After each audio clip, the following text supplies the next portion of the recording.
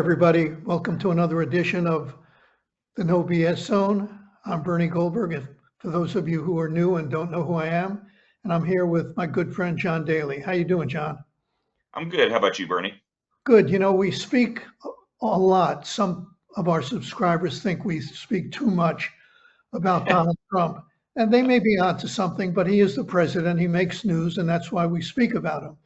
But today, our aim, at least my aim, I don't know John's position on any of this. We don't rehearse this. My aim is to talk about the Democrats. I'm writing a column that will be up in a few days, and it begins with a question. What the heck is going on with the Democratic Party? They have lost touch with their own voters. They've lost touch with American values. They've lost touch mainly with common sense. A few examples. Trans athletes. Why can't Democrats simply say, we think trans people should be treated like everybody else? They should have the right to vote. They should have the right to hold a job. They should have the right to walk down the street without fear of being beaten up or anything like that. But they don't have an inherent right to be for biological men to compete against biological women in sports. 80% of the American people think boys shouldn't be able to compete against girls, 80%. And yet, when it came up to a vote in the Senate, not one Democrat voted to support that concept, that thesis, not one. What's going on with that? Another example, Al Green, during the president's speech to Congress, waves his cane around, interrupts the speech, and when he's censured, what do Democrats do? By the way, another 80% of the American people thought he was acting out of line. What he did was wrong.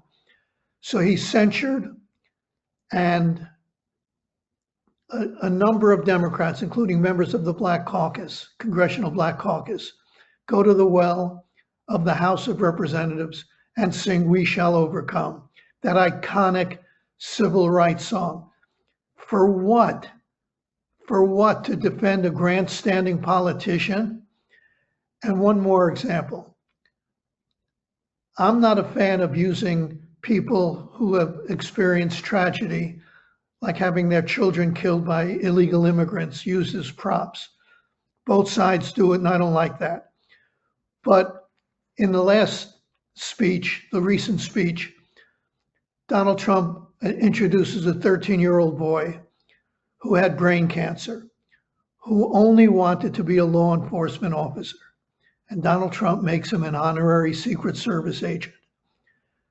Republicans stand up and applaud. What do Democrats do? They sit there stony-faced. They can't even stand up and applaud. Now, why is that, everybody, and John in particular? Why is that? Because Donald Trump introduced him. And the central point of all of this, the central point of the problem Democrats are now having, is that their hatred of Donald Trump informs everything they do. Hating Donald Trump is what energizes them. And you know what? It cost them the election last time, and it may cost them another election down the road. John? Well, I agree with a lot of what you said there, Bernie. I don't think hating Donald Trump is what cost them to the election, but these other things, and maybe that's what you're referring to, is more the woke stuff and these unpopular positions. Yeah, I shouldn't have made too much of that. My point, though, John, is that hating, let me forget about what the last election, because there was Kamala Harris and all that. Right. But hating Donald Trump is not a strategy. People don't like that kind of thing. They think Donald Trump is their enemy. You know who their enemy is? They're their own worst enemy. Democrats are their own worst enemy. That was my point. Right. And it's interesting that, we talk about our criticisms of the Democratic Party quite a bit. What you're saying now, Bernie, may come as a surprise to some of our listeners. and readers who insist that you and I are actually shills for the Democratic Party. So this is going to blow their mind, even though we don't actually ever pay many compliments to the Democratic Party. But going back to the way these 80-20 issues that you talk about, the transgender in regard to a sports competition. It's interesting. I will say that I thought back during the presidential election last year that at least the Democratic political strategists recognized the problem and were trying, albeit at a very accelerated pace, to try and nip it in the bud. Kamala Harris did not run on a woke agenda. She very much rebranded as a candidate from what we saw 4 years earlier when she was in the Democratic primary, where she was for every hard left position there was. And so I think at that point, at least the problem was sort of recognized, and that the Democratic establishment understood that they had overplayed the woke card by quite a bit. But then, Trump won, and I think the Democrats have been sort of going through an identity crisis, which is not all that strange after losing a big election like that. But I think the activists, a good example, David Hogg, he's now the new DNC vice chair. I think the activists are gaining a little bit of a foothold. The resistance, performers, Al Green, you mentioned, the people holding the paddles up at the speech. I think they're sort of regaining a foothold. I think it's obviously the wrong direction for the Democratic Party. I think they would be much more wise to get behind people like John Fetterman, Josh Shapiro, who I think are rational politicians, in some cases even more rational and conservative than a lot of Republican leaders are these days. But I have no confidence that Democrats will actually do that. People never really seem to take, and I think this is true of both parties. When they lose a big election, they really never seem to learn the lessons of what caused them to lose. Let me pick up on what you said about activists. And again, I'm writing a column about this. And one of the paragraphs I've written so far is this: the Democratic Party is no longer the party of the working class, the middle class, or even mainstream liberals. It's the party of coastal elites, radical activists, and the professional outrage machine. It is so consumed with hatred for Trump and his supporters that it's lost touch with most Americans. Now, there was a lot in the president's speech not to like. In my view, it was needlessly too partisan. But Donald Trump said one thing that I think a lot of Americans nodded in agreement over. Let me read you what he said. He said, "I look at the Democrats in front of me, and I realize there is absolutely nothing I can say to make them happy or make them stand or smile or applaud.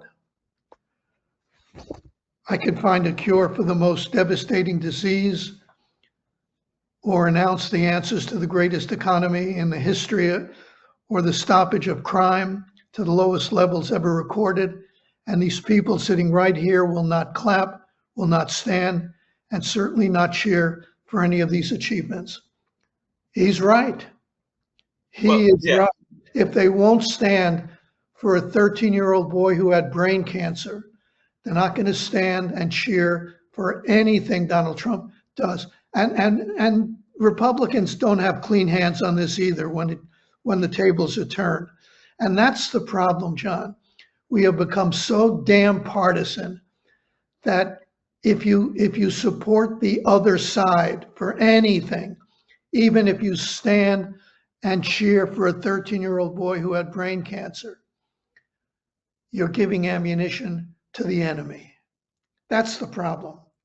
You're giving ammunition to the other side, and whatever else, you can't do that. And you know what? That's why a lot of us, even people in the business of the journalism business who write about what's going on, are sick and tired of it. That's why more than once I thought of throwing in the towel and saying, you know what? I don't need this. It brings me down to see this partisan crap. But right now, it's the Democrats we're talking about, and they deserve all the scorn I believe that we're giving them. I agree. I agree. All right, the next topic. John wrote a column, and there was one thing in the column that I want to disagree with, but I'm going to wait until John tells us about it.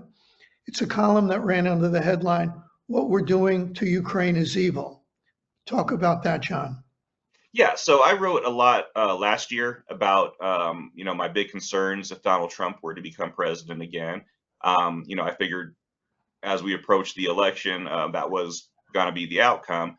But I worry that he would abandon Ukraine and let Putin have his way in the region. I believe that would be a horrendous outcome, not just for Ukraine, but for the rest of the world, because appeasing a tyrant who invades his neighbor will only embolden and encourage more of that type of behavior, not just from Putin, but from other players. And unfortunately, I think that's what we're seeing right now. I think Trump is effectively siding with Putin in this conflict. I think that's a very bad thing. We saw this sort of a movement toward this in the last few weeks. Trump started calling Zelensky a dictator, something he's never called Putin. Right. In that, Ukraine started the war. He's been parroting Russian propaganda left and right. He voted against this UN resolution recognizing Russia as the invader. He's been, at least rhetorically, taking a lot of pressure off Russia and putting it more on Ukraine. And after we saw that dust up at the Oval Office with Zelensky, which I think J.D. Vance was actually primarily responsible for, Trump decided he was going to make Ukraine pay a terrible price. He suspended Ukraine funding. He cut off U.S. intelligence to the country, including early warnings of incoming missile attacks, and he denied them access to satellite imagery. Putin, of course, took advantage of the situation. It was announced to the world, so he upped missile attacks on Ukraine. He's been pounding away on residential neighborhoods, killing hundreds of Ukrainians. And as of the time we're recording this, Bernie, Trump is still blaming Ukraine for being the obstacle to peace, and he still hasn't lifted the suspension. That might change by the time this goes live, but I think what he did that in that effect is an act of evil. He teed up Putin to just wail away on Ukraine, and that's what's been happening. John, let me ask you a question. Sure. Why do you think this is happening? Russia clearly started the war. Ukraine didn't start it. Russia not only started the war, but it intentionally targeted civilians. It hit apartment complexes, it hit shopping malls, it hit hospitals. Evil is the right word. So it's one thing to say, I can't call Putin a dictator because I need him to come to the table and I don't want to start trouble with. But that only goes so far. You don't have to call Zelensky a dictator. You don't have to go as far as everything you correctly said Trump has done, given that Putin is clearly in the wrong. Clearly, I mean, certain things are right and wrong, and there's no two sides about it. He is clearly in the wrong. You don't have to. You can think we're spending too much money on Ukraine. You can think we shouldn't be involved in the foreign. You could think all that, but Putin is the dictator. Putin started it. Putin is evil in this case. So John, why is Trump doing, in your view, all the things he's doing, all the things you correctly cited? I think he very much, and I think there's a lot of evidence of this over the last decade. He very much admires Putin. He really wants Putin to like him. I mean, we remember even before Donald Trump became president the first time, he had made up the story about how him and Putin were together on some news program together, and it turns out they were in completely different segments. They never saw each other. It just happened to line up that they were on the same episode. But he really wants Putin to like him, and I think I'd written a couple weeks of, or put up some podcasts from the Principles First Summit a couple of weeks ago. There was a very interesting interview with Chris Christie, who knows Trump quite well. He was advising Trump a lot during his first term, but Christie said that Trump wants to beat Putin. He has that much admiration for him, so he believes that he can get basically Putin to do things through flattery, perhaps by getting close to him. And I don't think Trump cares about Ukraine at all. I mean, I think he just sees he's kind of annoyed that he has to deal with the situation. I think any sort of peace negotiation that he has cut Ukraine out of, he's been talking with Russia, but Russia is saying publicly, Putin is saying publicly, they're not going to concede anything to Ukraine. Ukraine is actually saying, we're interested in these talks, and Trump still acts like, they're the problem, that Ukraine's the problem. So it's a really bad situation. And I think, people are saying this is some sort of negotiating tactic. That to me, that's just ridiculous. I mean, you said you don't have to attack Zelensky, you don't have to portray him as the bad guy. You certainly don't have to make it easier for Putin to punish Ukraine, and that's what Trump is doing. I think Trump at heart, I mean, I've outlined in a recent column all the good things he's doing, mainly on the southern border, and at least he's trying to cut spending. So it's not a bash Trump Lollapalooza here. I mean, I think Trump is doing some good things, but I think at heart, he's an authoritarian. Yeah. I think at heart, he likes the idea of doing what he likes to do without all the BS of having to deal with Congress and critics and all that garbage, in his view. I think he pushes Zelensky around because he can push Zelensky around, and he doesn't push Putin around because he knows he can't push Putin around. I think in that sense, Trump talks tough, but he's not tough really. He's tough on people that he can get away with being tough with, but he's not tough. If he were tough with Putin, he'd say, listen, we could come down hammer and tongue on you, and you will regret ever screwing around with Ukraine or the United States. He's not doing anything like that. I'm not saying he's afraid of Putin, but something resembling that. He knows he pushes people around who he can get away with doing that because it makes him look strong. And I don't think he is strong. If he was strong, he would be aiming his fire at Putin, not at Zelensky.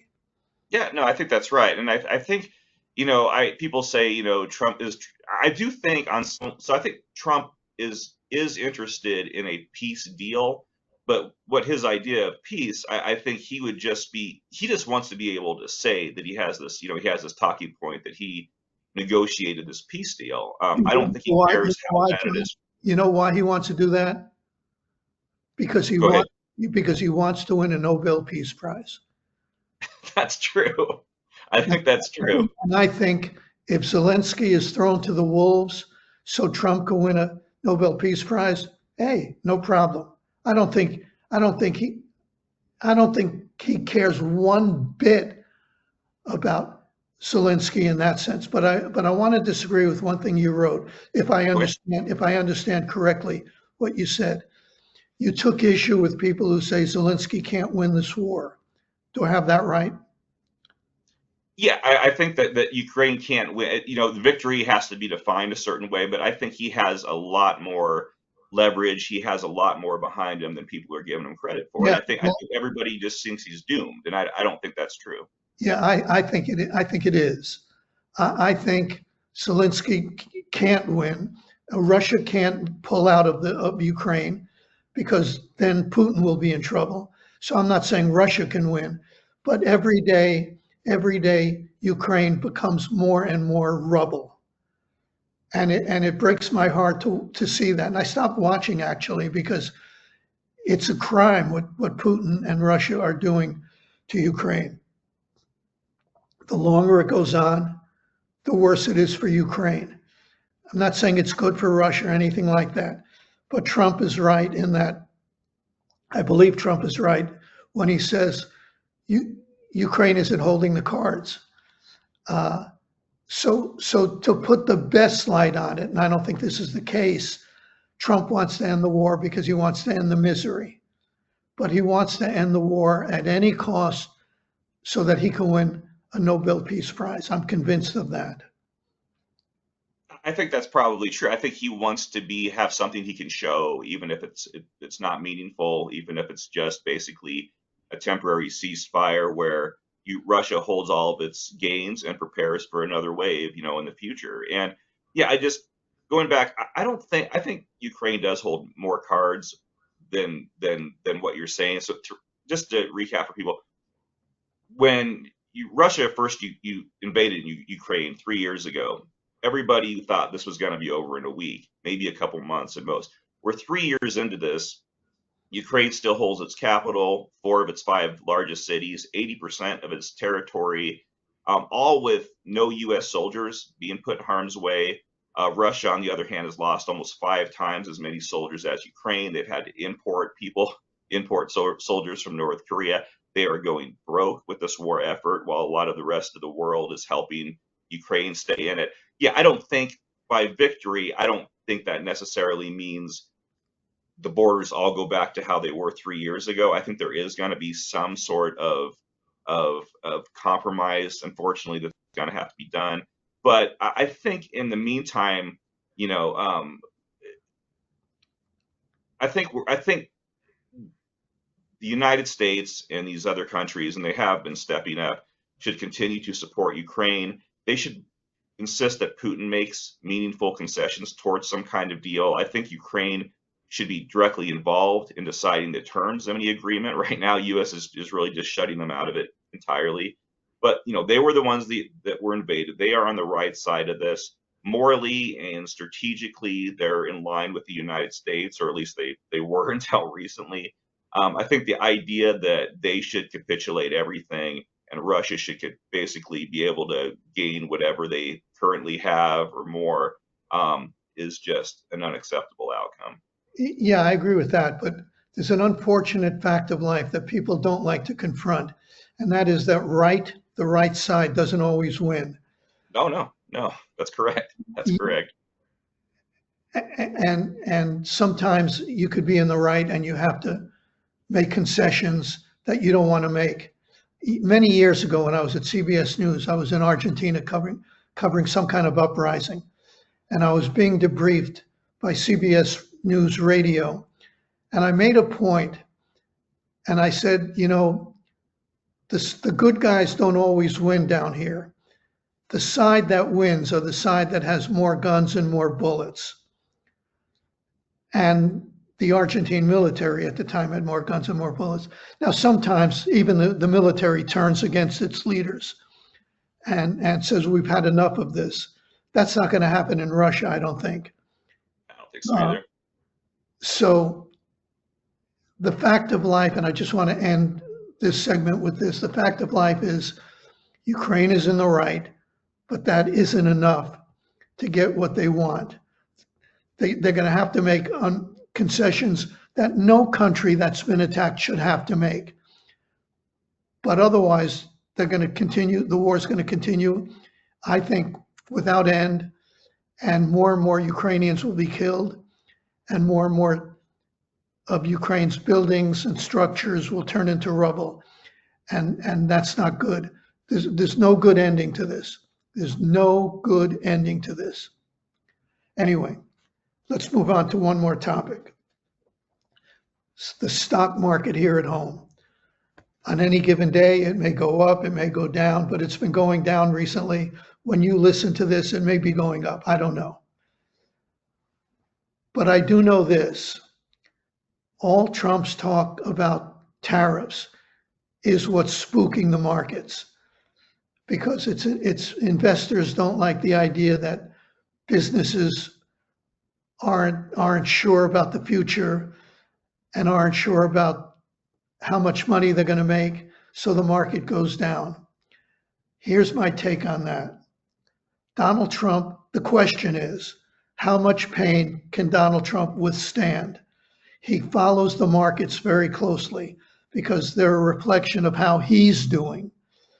The market continues to go down. My prediction, he will undo his tariffs. He will find a way to say, they caved, they gave me what I wanted. Yeah, you could laugh because it's funny, but it's also true. And he'll undo that, and the markets will shoot up in an instant. Anyway, that's what I think is happening with tariffs and the markets. I I think there's something seductive. Let me give him this much. I think there's something seductive about saying we're only going to put tariffs on in the amount that you put tariffs on us. You put 10% tariffs on us. We put 10% tariffs on you. You put 25% on us. There's something very seductive about that because in a sentence, it sounds fair. And it may be fair. I'm not an economist. That's not my thing. But I do know this. If businesses think it's going to hurt them, if consumers wind up paying higher prices because of tariffs, because things made in America, that's the saying we love in this country. Oh, it's made in America. Well, if your jeans are made in Guatemala and they cost X, but if they're made in Cleveland and they cost 2 or 3X, you want to pay that? Fine with me. But tariffs are going to raise prices because it's going to cost more to buy everything that are being tariffed. Right. No, that's exactly right. Who's going to pay the price? And if the consumer pays the price, they're going to turn on Donald Trump because he promised on day one, I will bring prices down. Well, that was a dumb thing to promise. But if they don't come down on day 100 or day two, he's going to pay a price. And if tariffs are the villain in all of this, if they're the cause of his misery, he will change his mind on tariffs in a New York minute. I think that's right. I was laughing when you talked about, him claiming victory and stopping the tariff stuff. So people remember last month, he, was enforcing these. And then he said, well, of course, the stock market was on fire. That went on fire, but it was losing ground in futures and everything. So he basically, came out and announced that, Mexico had made these concessions to him. Canada had made these concessions to him. They didn't. They basically reiterated things they talked about last year that they were going to do. Just said, yeah, we're still doing this. And he took that and said, I got them. We're going to suspend these for another month. Things sort of leveled out. Yeah, but this is all what we're seeing, this chaos. It is all Trump's doing. He's causing this economic chaos with this trade war nonsense. Well, let me tell you what people care about. They care about electricity. This week, a premier of one of the Canadian provinces, I think it was Ontario, said he's raising prices on electricity that they sent down from Canada by a certain percent for several northern states. Well, those people are going to pay more on their electric bill because Trump is dealing with Canada and he's pushing them. Trump pushes friends around, not enemies. Exactly. Right? And this premier, who's as tough or tougher than Donald Trump, said, and if this continues, I'll cut off electricity altogether to the United States. Okay, now that's not going to affect people in Florida or Georgia, but it's going to affect people in Minnesota and Michigan, and places up north. And that's when those people, those Americans, are going to say, what the hell is going on here? My electricity bill was $100 and now it's $200. Why is that? They're not going to blame Canada. They're going to blame Trump.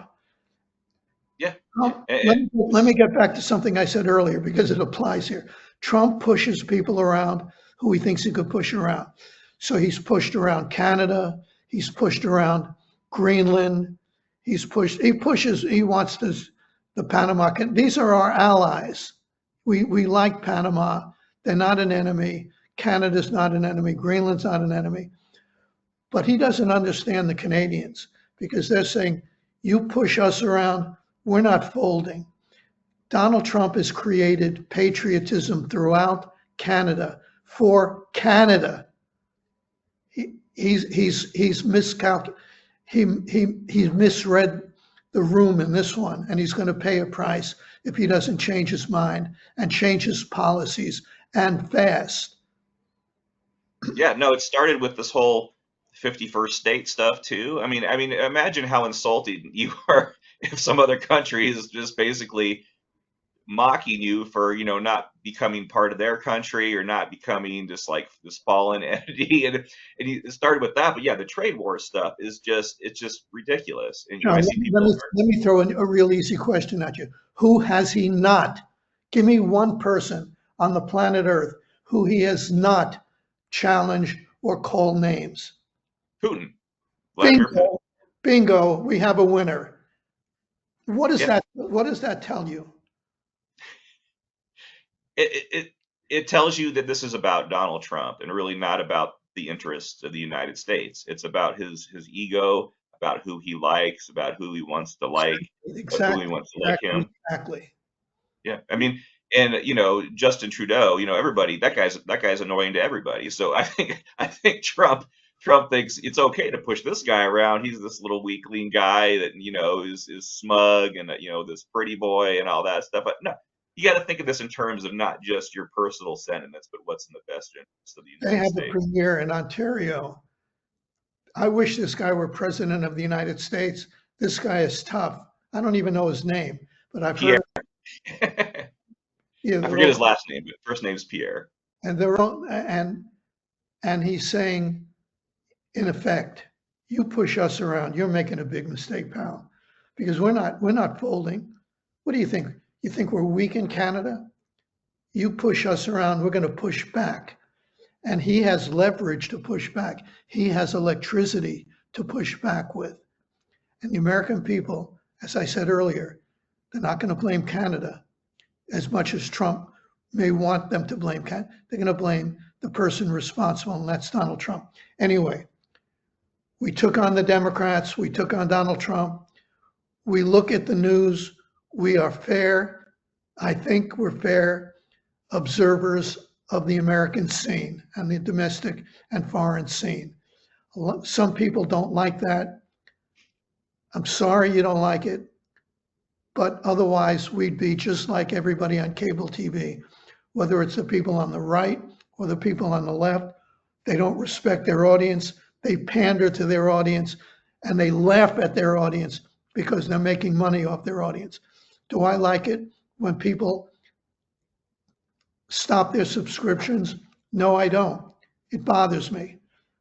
But we have no alternative but to speak our minds. And I think almost all of our subscribers, 90-something% of our subscribers, I think, like that and respect that. And we thank you, our subscribers, for staying with us. Absolutely, absolutely, well said. Thank you all. Tell your friends about us. The more the merrier, as I've said many times before. Until next time, I'm Bernie Goldberg with John, what's your, the Daily Weekly. And check out. Daily Weekly. Check in Friday for the Daily Weekly. Bye-bye, everybody. Thank you.